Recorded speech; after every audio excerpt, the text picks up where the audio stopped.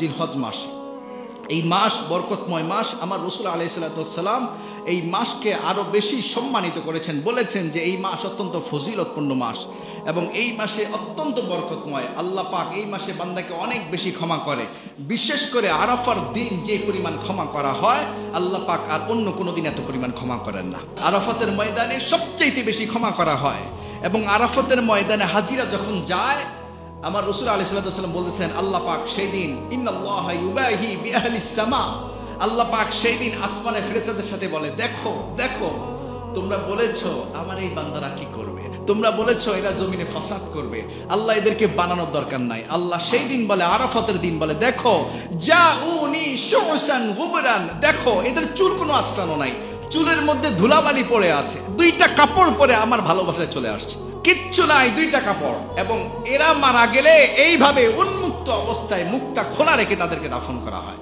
আল্লাহ রাসূল বলে, যারা উমরা করতে গিয়ে মারা যায়, হজ করতে গিয়ে মারা যায়, তাদেরকে সেইভাবে দাফন করা হয়। যখন তাদেরকে উঠানো হয় তাদেরকে তালবিয়া পড়তে পড়তে উঠানো হয়। কবর থেকে যখন উঠানো হবে, এদের মর্যাদা এত বেশি। যারা আল্লাহর ঘর দেখতে গিয়ে মারা গিয়েছে, যারা হজ করতে গিয়ে মারা গিয়েছে, যারা উমরা করতে গিয়ে মারা গেছে, আল্লাহ পাক এদেরকে তুলবেন, কিন্তু এদের জবানে তখন লাব্বাইক লাব্বাইক থাকবে। এদের নসিবটা কি যে 10 জন উঠে ভয় পায়, রব জানি কিভাবে কবুল করে। কাহারও অনেকের মৃত্যু হয় রাস্তাঘাটে, দেখে না, জানে না, শুনে না।